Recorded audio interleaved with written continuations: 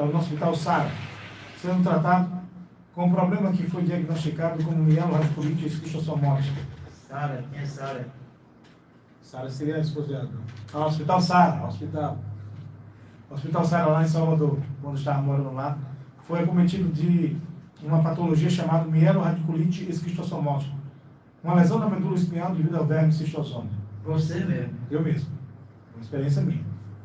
E era uma dor que surgiu na região lombar, da coluna, e cada movimento que eu fazia começou a piorar e irradiar para os membros inferiores, a ponto de começar a adormecer e gerar o processo de paralisação. E isso começou, essa doença começou a se elevar até o diafragma. E lá no Hospital Sara, quando eu cheguei lá para ser atendido, que é um hospital que trabalha com reabilitação das pessoas, eu conheci outras pessoas que, por conta dessa mesma doença, já estavam na cadeira de roda. Conheci um policial civil de Alagoas, conheci um professor de capoeira, que as pernas já estavam todas atrofiadas, a parte torácica, os braços eram bem fortes, mas as pernas todas atrofiadas, e o problema dele era essa doença, mielorradiculite esquistossomótica, que é o quê? Lesão na medula espinhal devido ao verme cistosoma. Enquanto eu estava tratando, eu passava uma semana lá, e o final de semana eu passava em casa, já que eu morava lá em Salvador. Teve um final de semana que eu comi alguns ovos, e eu comecei a ficar com febre, a vomitar, ficar com calafrios. Passou o sábado à noite, passou o domingo, gemendo, e não tinha remédio que fizesse parar a dor, ou seja, já era um outro problema. Na segunda-feira eu cheguei no hospital de cadeira de rodas já. E o que era? Me levaram para o isolamento, porque no sangue eu sabia que era uma bactéria, e a bactéria podia ser contagiosa, e eu não sabia que bactéria era. E aí foi necessário ligar para minha mãe ficar. No período, era o dia das mães, no domingo seguinte seria o domingo, dia das mães. E eu, por exemplo, peguei minha mãe e foi ficar comigo num hospital, num apartamento isolado, porque quando minha mãe chegou, descobriram que tipo de bactéria era. Era uma bactéria chamada salmonella, que já estava no sangue e estava indo em direção ao cérebro. E eles davam medicações. Eu não, nesse período aí, além do meu problema na coluna, eu não conseguia ficar sentado, nem sentado, e as dores aumentavam, de manhã, de tarde e de noite. De manhã, de tarde, de noite e até madrugada. Tomava remédio, não tinha remédio que fizesse passar. Então era esse tempo todo gemendo. Eu orei várias vezes, e nada acontecia. Então era isso, remédio em cima de remédio para combater. Eu estava usando fralda já, porque nada segurava em mim. Eu não estava conseguindo comer. Eu usava fralda. Uma situação bem constrangedora quando a pessoa, para quem nunca usou. E aí, os médicos ainda não sabiam. Quando souberam que era salmonella, a doutora chegou e disse: você teve muita sorte. Essa bichinha já estava indo para o cérebro. Se fosse para o cérebro, você morria. E aí estava a fase dos tremores. Aí teve um momento que eu lembrei da palavra do Senhor, sabe? Eu creio no poder da oração. Mas eu orava e nada estava acontecendo. E aí eu fiz uma oração revoltante. E aqui eu quero destacar as orações. Louvor, confissão, petição, oração. No livro de Marcos, capítulo 11, versículo 24, diz: por isso vos digo, que tudo que pedires em oração, crede que recebeste e será vosso. Toda oração que eu pedia: Senhor, tenha misericórdia de mim, tira essa dor. Senhor, tenha misericórdia de mim, me cura. Senhor, tenha misericórdia de mim, tira esta dor, tira essa enfermidade. Era assim que eu orava, mas eu não estava tendo nenhum êxito. E aí eu fui fazer uma oração diferente. Quando a enfermeira chegou de madrugada, mediu a minha febre e viu que eu estava com 39 graus de febre, pediu para que eu fosse tomar banho gelado para diminuir, porque tinha acabado de dar remédio e o remédio não fez efeito. Aí eu tomei. Tomei o banho, minha mãe levou para o banheiro, tomei o banho, voltei para a cama e eu falei: mãe, eu vou fazer uma oração diferente aqui, que a senhora nunca ouviu. Peço a senhora que a senhora não fique com medo e nem fique espantada. Aí eu fiz uma oração repreendendo a enfermidade. Aí eu falei assim, uma oração que eu ainda não tinha feito, das orações que eu tinha feito até então. Em nome de Jesus, como ministro do Evangelho, eu tomo posse de toda a autoridade que Jesus derramou sobre mim. Tomo posse de todo o poder que o Espírito Santo colocou sobre mim. E falo para você, enfermidade do diabo, saia do meu corpo agora. O meu corpo não te pertence. Eu te ordeno, saia do meu corpo. Espírito de enfermidade é uma ordem, não é um pedido. Em nome de Jesus, saia. Saia em nome de Jesus. Saia em nome de Jesus. Deus meu, eu te agradeço pela minha cura.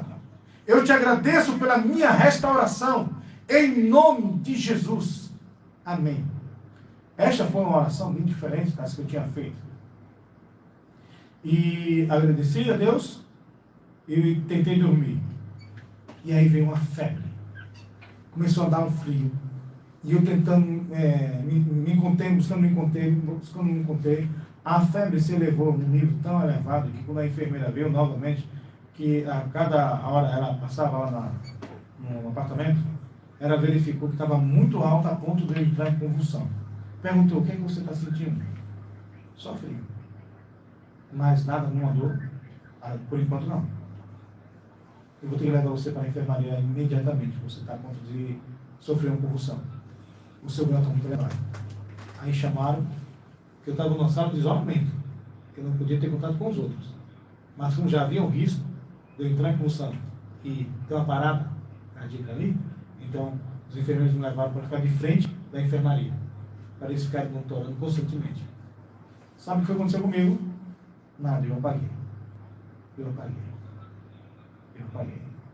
No outro dia a maca estava toda ensopada de suor. Toda ensopada. E o que é que eu sentia? Mais nada. Todas as minhas dores desapareceram. Todas as dores de cabeça. Todas as dores do corpo. Todas as dores. Então eu falei, eu não preciso mais ficar só deitado não, posso ficar sentado. E eu não preciso mais da cadeira de roda não. Não, você vai ter que andar, você passou mais de uma semana só deitado. Você vai aqui, você está andando aqui e você cai. Não, mas estou bem, não sentia mais nada. A pessoa que sentia dor de manhã, de tarde, noite, de madrugada, mesmo tomando remédio, já não sentia mais nada. É bênção, né? Então, é necessário, às vezes, a sua oração ser uma oração não somente de pedido a Deus, e não ser somente uma oração de agradecimento a Deus. É necessário que você exerça, ou faça, pratique a oração de autoridade, determinando no nome que está acima de todos os nomes, usando o poder que o Senhor te deu, pelo Espírito vivo, do Deus vivo, que está em você, determinando. Por que determinando? Porque você tem autoridade de falar em nome de Jesus.